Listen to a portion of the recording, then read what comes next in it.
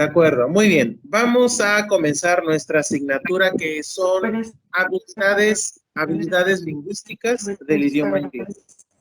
¿De acuerdo? Muy bien, perfecto. Como sabemos, las habilidades lingüísticas, no solamente del inglés, sino de todas las lenguas que existen, pues son 4. Sabemos que es listening, speaking, writing and reading. Pese a que algunos autores quieren incluir grammar, sabemos que grammar no es una habilidad, sino es una disciplina de la lingüística, ¿verdad?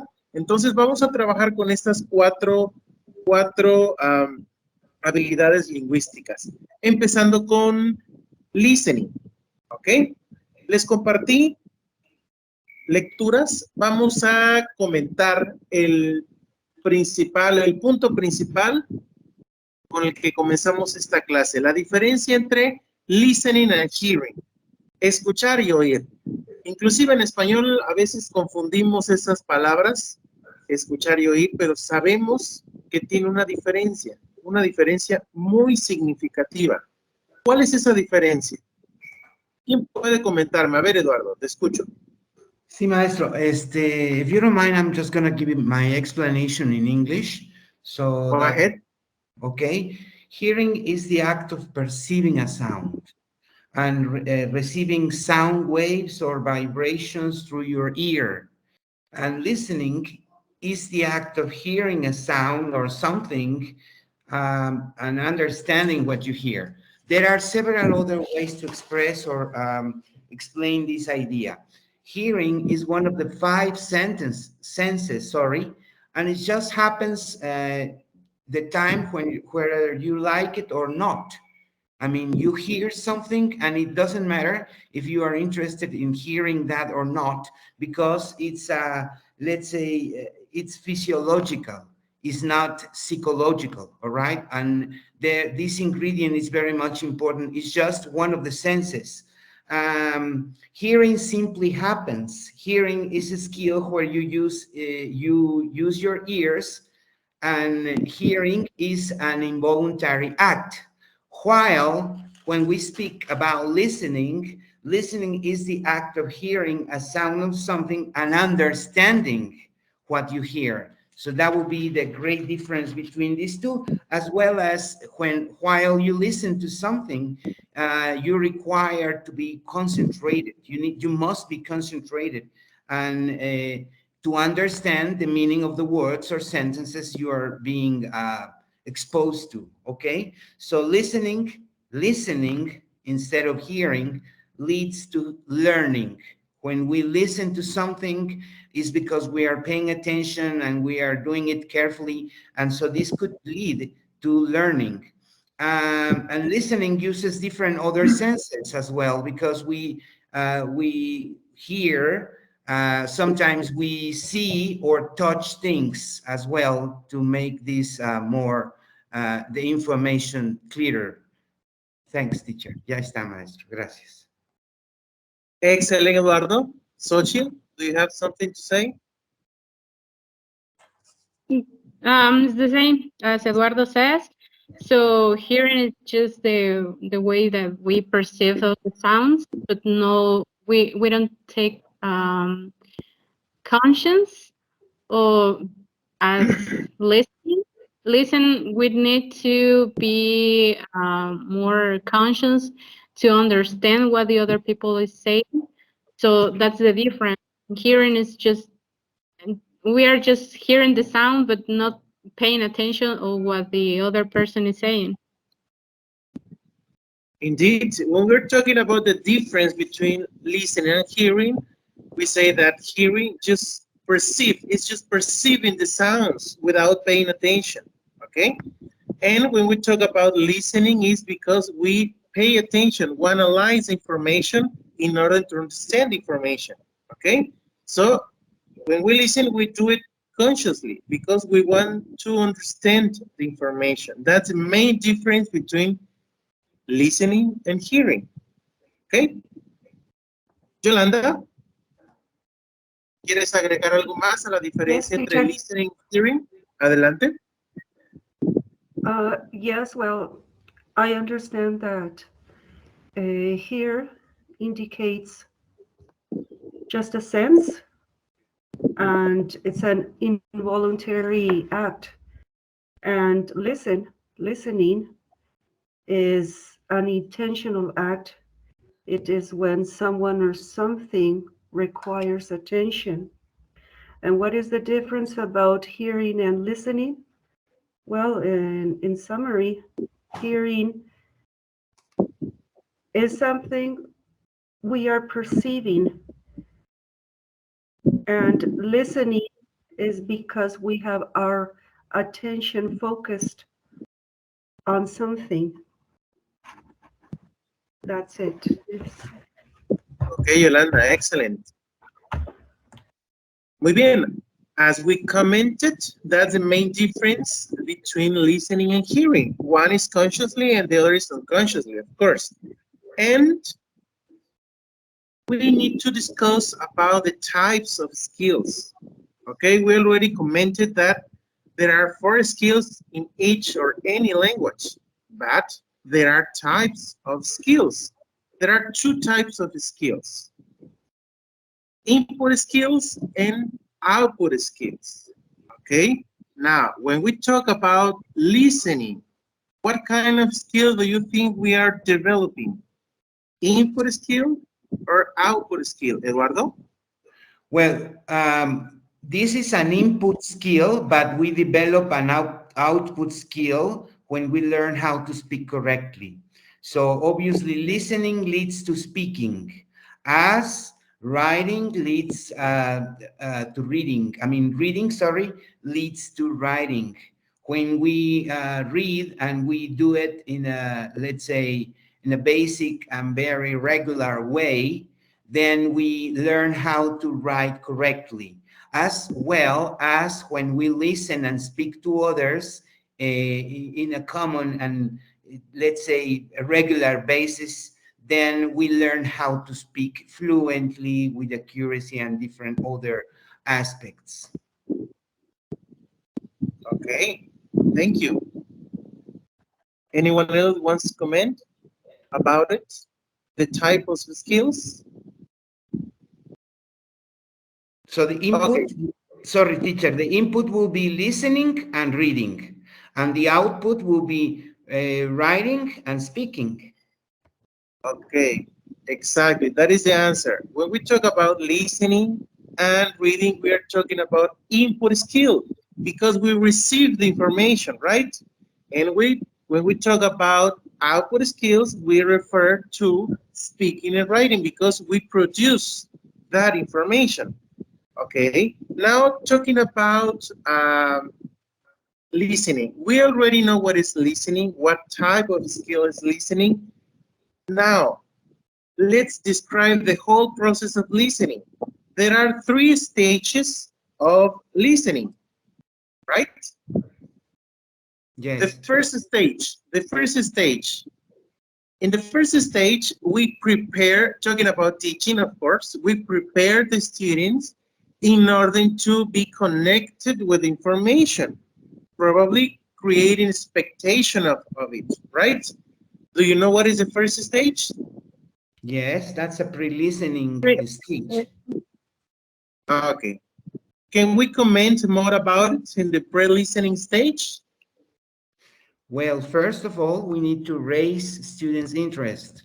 So there are several aspects to consider when we are choosing or picking a listening. Okay, for example, we need to take into account the interest factor, if it is entertaining or not, the cultural aspect as well as accessibility, the speech acts, which will be what is the language for?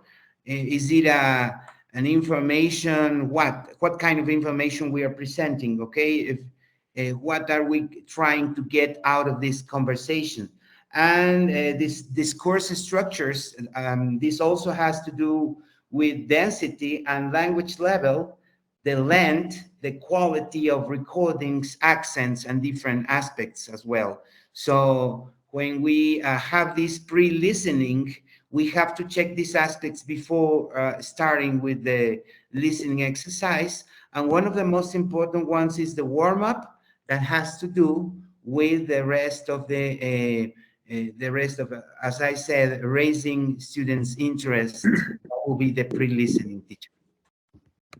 Thank you, Eduardo. As you commented, here the warm-up, it's very important to get students' attention in order to create expectation about the main topic.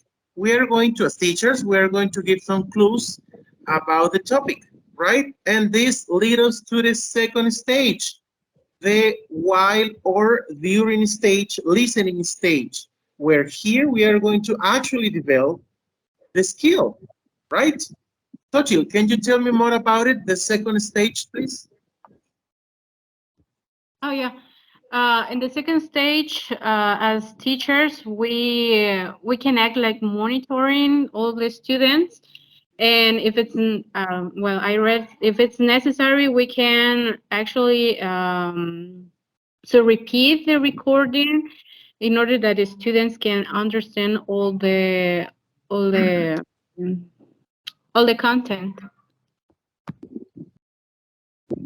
Okay, thank you. Indeed, we are going to develop the skill. We are going to, for instance, if we're listening audios, we are going to play more than once in order to actually develop the skill.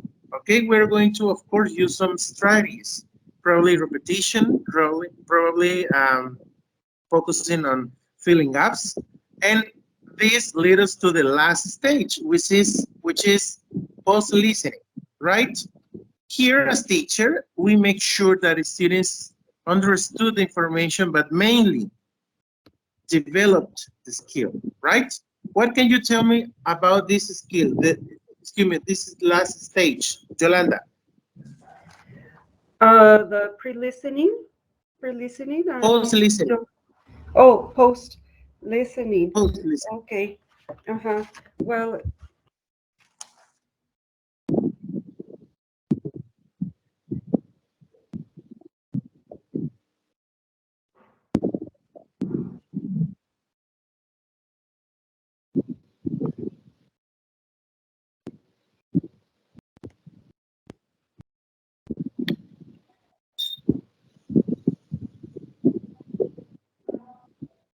Can we help Yolanda with the answer Yeah. about us, oh, I'm Eduardo? sorry. I'm sorry. No, Okay. yes, I was participating. I have just little technique problems here. Yes, this last stage, which is when students are correcting and reinforcing all the activities learned through the lesson. So the activities are reinforced in projects, for example, in pairs or in small performances, writing activities and debates. So this is the last activity which they reinforce all their learning.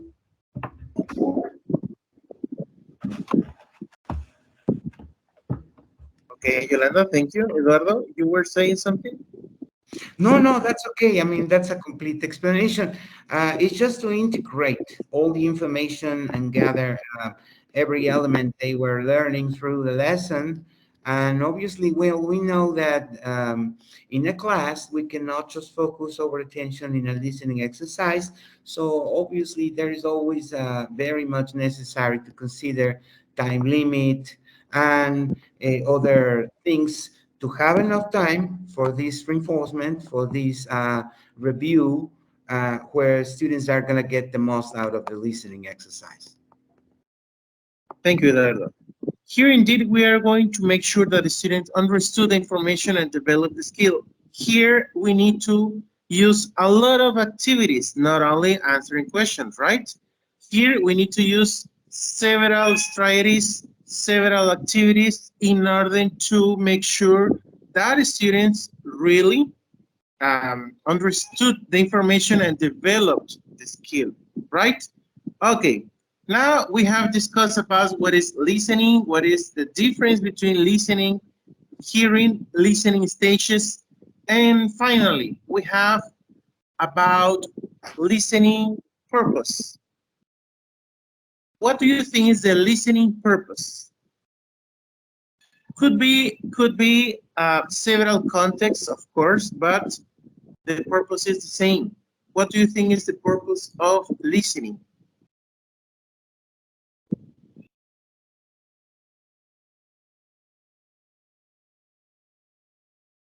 It depends, teacher. If you are learning or you're teaching what? You're teaching vocabulary, if you're teaching grammar aspects, if you're teaching how to ask, I mean, these other ways to ask and answer for information, the different kinds of information. So, as you said, one very much important aspect of the listening exercise is to enhance, to give our students the chance to get, let's say, easier and more natural ways to express their ideas as well, because every time they are exposed to a listening, no matter what the listening is about, they are always learning, but this must be a focus, or it must be focused on something. So I think the purpose is in general that they learn and they have the chance to listen to others speaking, and in particular we have to have a particular item or aspect that we want to focus on. Yes, as we said, there are several contexts, several topics probably, but the purpose is the same. When we want to listen something, we want to analyze and we want to learn that information, right? But before learning the information, there is a whole process of analyzing information, of checking all the consciously weigh that information. That's those sounds, right? Okay. Now let's continue with oral production and oral communication. Frequently, it is misunderstood or it is confused or considered as the same, oral production and oral communication. But there is a difference. What happened when we are talking about oral production? What do you think happened here in this first part? Oral production. What do you think happened here? Can I speak? Yes? Okay. If we are talking about a class and we are saying something about oral production, is because we are focusing on the ability that others have to speak according to their level, according to their preparation. So that's oral production, because they are speaking at a certain level and we are checking production, how productive they can be. And this, when we are checking production, then there are several other stages or things that we need to focus on to have let's say, a way to mark or to say that something is well done or not. Um, but in this way, oral production is this, and oral communication is more general. Oral communication is one of the abilities because there are different ways to communicate ideas or things, and oral communication is only one. We can also communicate things through mimics or through other ways. That's my opinion, teacher. Sorry. Okay. When we talk about oral communication, specifically communication, we take into account several aspects. As you mentioned earlier, Eduardo, oral production is related with listening.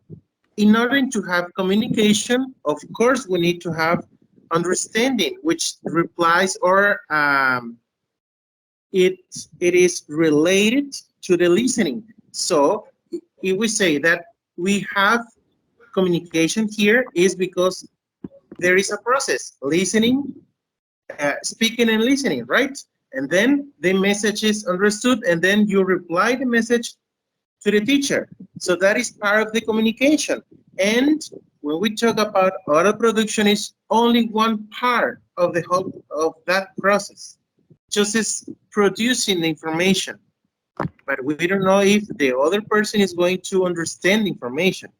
That is the main difference between oral production and oral communication. I repeat, oral communication is related to the listening, to the message, to the whole process.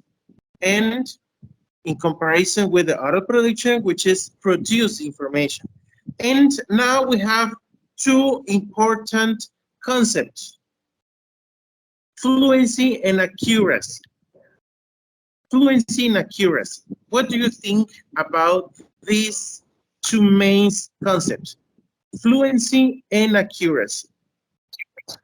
Well, I think Sochi? accuracy is more focused on grammar, and fluency it's focused on just communicate, and it's not so important the grammar, so or the mistakes that the students make, just the how fluent they are. Okay, thank you, Sochi. Anyone else wants to comment? Yes, I believe and think that fluency is where the student has the ability to speak, read, or write easily, smoothly, creatively, and expressively in a natural way. And accuracy or precision is focused and refers when the students express themselves following the rules of grammar, pronunciation, and vocabulary. Exactly, Yolanda. Yes, when we talk about fluency, we refer to the natural way of speaking without paying attention in the structure, on the grammar, and the vocabulary, just producing it naturally. When we talk about accuracy, first we think about the correct structure.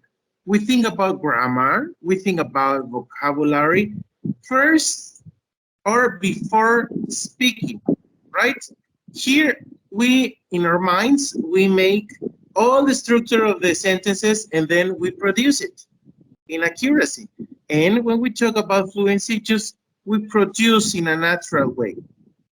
So having understood, having discussed the difference between accuracy and fluency, what do you think is more important and should be taught first? Accuracy or fluency? And why? Fluency. Fluency. Depending on what you're looking for.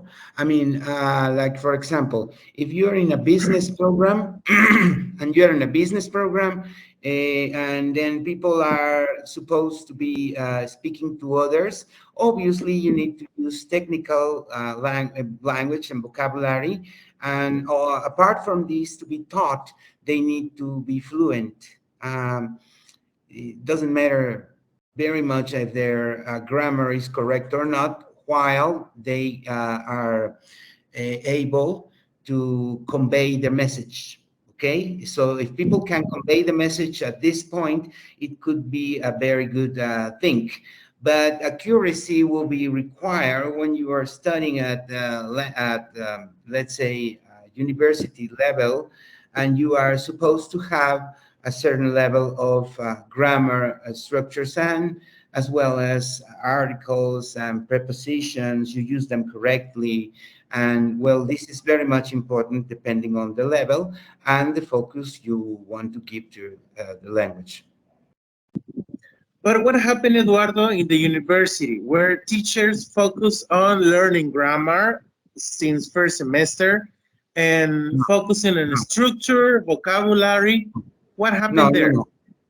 Well, as in my case, I learned in a very natural way because my teacher was an American teacher. So when she came to Chiapas, to San Cristobal, she didn't speak word of Spanish at all, and we didn't speak a word of English at all. So it was very much funny because we had really funny times learning. She was learning Spanish and we were learning English at the same time. And it was really, really enjoyable and funny. And well, I think structure was the least important thing at that time.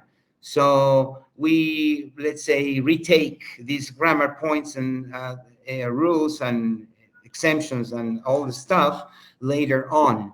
But at the very beginning, the way I learned English was in a very natural way, and that's, well, I think that's an easier way to do it. Okay, you learn first or you focus first on fluency. What about you, Sochil? What about you, Sochil? Okay, well, I think both are equally important. I think it's important to teach accuracy first, but at the same time, I think it's I don't know how to say that, but I don't think that one is more important than the other. I think the both are we have to teach them equal accuracy and fluency. When you learn English, Sochil, did you focus on accuracy or fluency? I teach on accuracy actually. That's how I learn better. If I understand what I'm saying, so uh, that's the best for me. So understand how the structure of what I learning. So when I'm teaching English, first what I say is um, to ask the students how they feel better, if they feel better learning structure for because most of the students don't like the grammar just as we teach. So I try to make some activities with grammar, but also producing the language, like for example, role plays. But for me, it works better if I understand the structure or what I'm learning, and then produce the language. Okay, Sochil, what about you, Yolanda? Yes, personally, I believe that the teacher must find a balance and also know how to guide their students. The reality is that fluency and precision is achieved with a lot of practice and with a balance between the study of structure and communicative situations. In my experience, in my experience,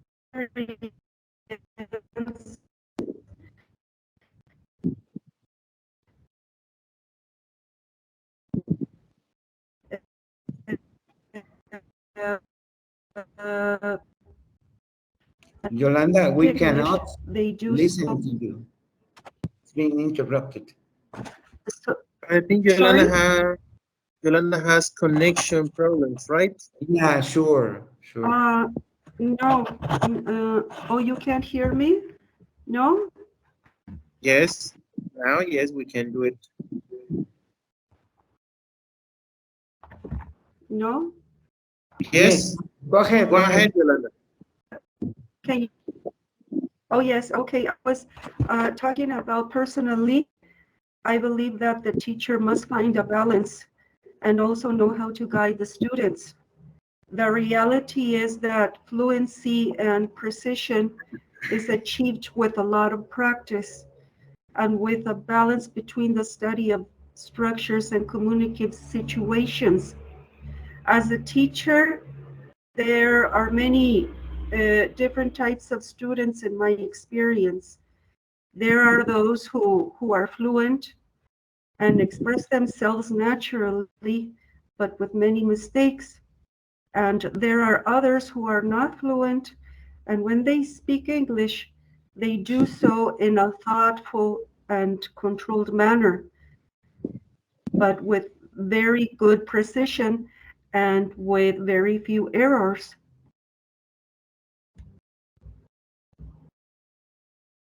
Yes? Okay, Yolanda, thank you. Okay, something curious happened. The majority of the university talking about how we learn English, the majority of the university, I think 90% of them, focus first on accuracy because the teacher think that learning the structure, grammar, vocabulary is more important than fluency. They consider that the students need to learn first how to structure and then how to speak. But the situation is that is the frequent or the constant situation or even mistake that happened. Okay, both are important. Both should be taught at the same time because both are uh, the same. Excuse me. Give me a second, please.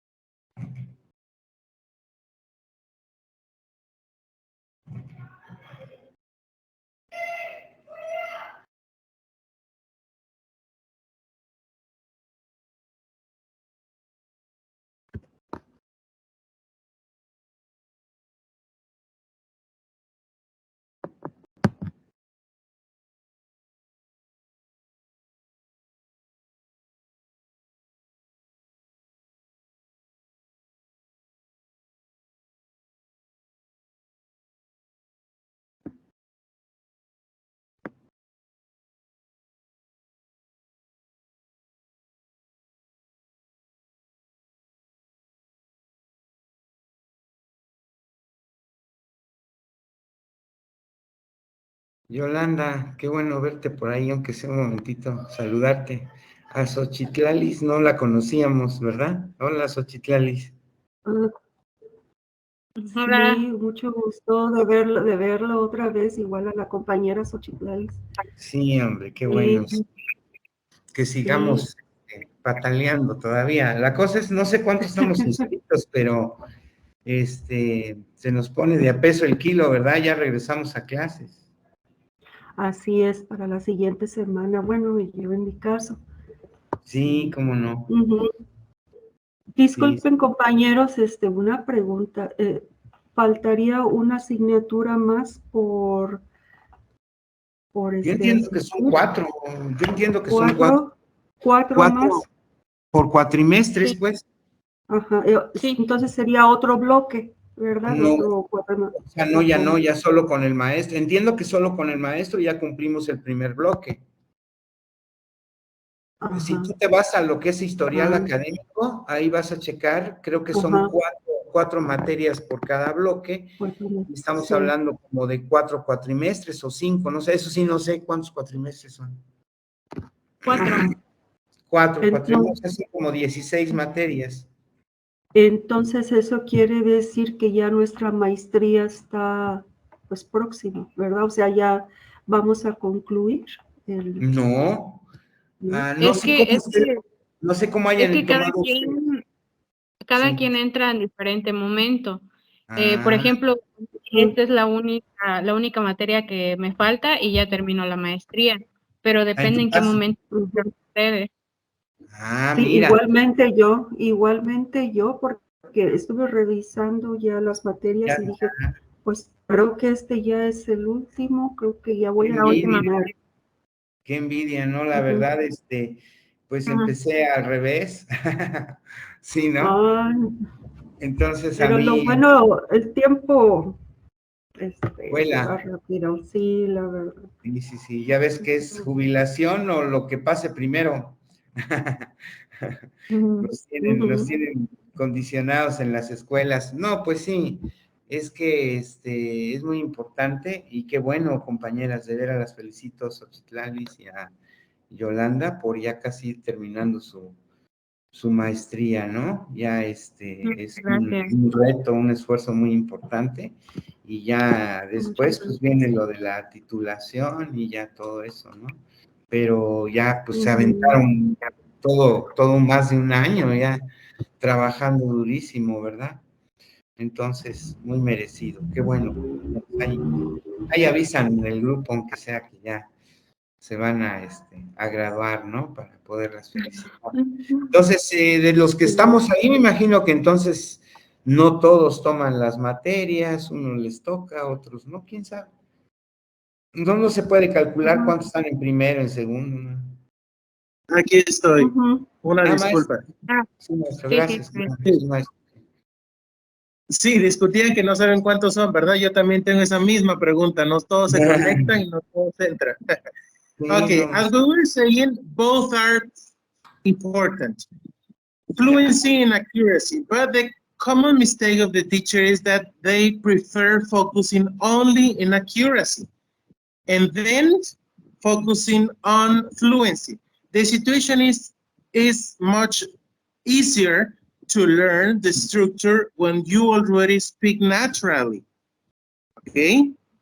Instead of learning just the vocabulary, just the structure, and then learning how to speak is more difficult for the students. So there are two situations. You can focus at the same time on both aspects, accuracy and fluency, or probably you can start the teaching process with the fluency and then start or continue with the accuracy.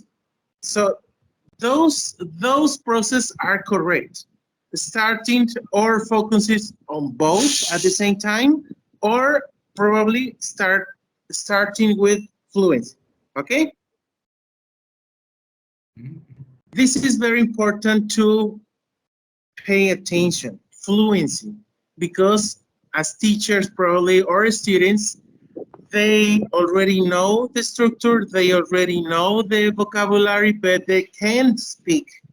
They they frequently spend so many time thinking in their head how to speak, and that is common problem. Okay, because for instance, even in my case, my teacher started with accuracy and then fluency. So sometimes I have to take some time in my mind to think and then speak, right? So it is a common mistake. Now, do you want to comment? Yes, I was Eduardo? going to say, well, I have this other experience. For example, my son is 24 years old now. He's already about to finish the bachelor in English teaching. But when I started giving him classes, they were totally informal. We started in a regular basis because we were living at the same house. So I just started speaking the same way I learned. I mean, I didn't meant to bother him in any way, but I wasn't going to teaching grammar first, and it worked. His English level now is pretty well. He speaks well and he's fluent, and he has several other aspects that he's improved. But obviously, this was my experience as a father. I taught him English, so when he was 9 years old, he could speak fluently in English. Okay, so that was a great difference. Yes, then we review grammar aspects, and we had this grammar in use book that was so useful for us, starting from the very beginners, then let's say midterms, and then advanced. Then we have all of these challenges, and we went together learning. Okay, but as a teacher and at the university now, for example, at UNACH, they have a focus, and let's say the aim, the main and the most important aim is to make students um, be able to speak, no matter their grammar. And the textbooks we are given and the things we are instructed to do have to do with this. I mean, they have to develop their speaking abilities. And the books don't even have a section that is focused on grammar no more, okay? Because a long time ago, most of the books were based or have a grammar aspect to be considered in every lesson. Now, the books we are using at the language department have no information at all. They are just to be taught, and well, in a way, they are supposed to, students are supposed to get the grammar structures in their own way. I mean, you have to reinforce this. Now, just to finish with my participation, the problem is that when you have to make them speak, you don't have enough time. You have 6 units to cover. And especially in this semester, we're starting classes, we are resuming classes next Monday, and we need to be finishing with the course in December. So we have a 3 month and a half time to do it. And that's going to be difficult. I mean, in several other aspects, because students haven't been in contact and in real everyday class and several other things. But the most important challenge is that you don't have enough time to make them speak. I mean, time is so limited. And well, this also can happen with big groups, with Kobach 47 students groups, where you don't have time to make them speak, or you have the problem to make them speak and you have a waste of time there because they are not going to be paying attention to their speaking, and they are not going to be speaking in English. They are going to be using Spanish. Sorry, I'm almost out of battery. So the thing here is that that's one of the biggest problems. I mean, what would I love to do? I would really love to teach speaking instead of grammar first. What am I, that's what am I supposed to do? Well, depending on the level, but at the university now with this new focus, it's on speaking and ability to communicate ideas. So it's more global, but let's say the thing is that I also have to do something with the grammar aspects. Otherwise, students get lost. So with big groups, impossible. With small groups, it could be possible, and it depends on the well, the way you teach. If you're teaching in a particular way, then probably you're going to get your goals better than in public institutions. Thank you. That's it. But the problem is that you frequently or you have a public work and it's difficult to do it, right? For instance, I have 50 students, 50 minutes. It's really difficult to do it, right? So Just to that is check the the main. road. I have 10 units to work with in one semester, 3 hours per week, 50 minutes, 50 minutes. So it's really difficult to accomplish, right? Yes, thank you.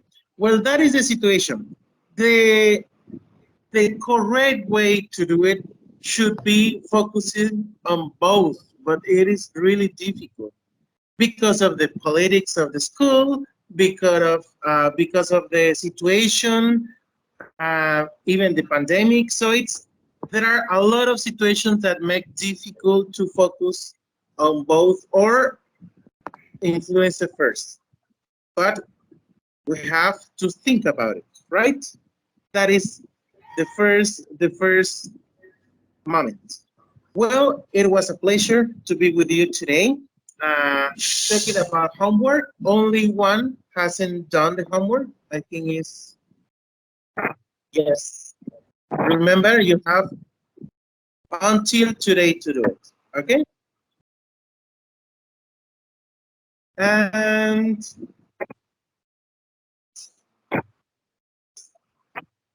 eso es todo por el momento. Por favor, Gracias. recuerden que tenemos hasta el día de hoy para hacer los comentarios, que no se nos pase el tiempo, y ya tenemos actividades agendadas para la otra semana y nos veríamos la próxima semana en este mismo horario, ¿de acuerdo? Que Sí, tengan maestro. excelente tarde, excelente fin de semana. Gracias, maestro.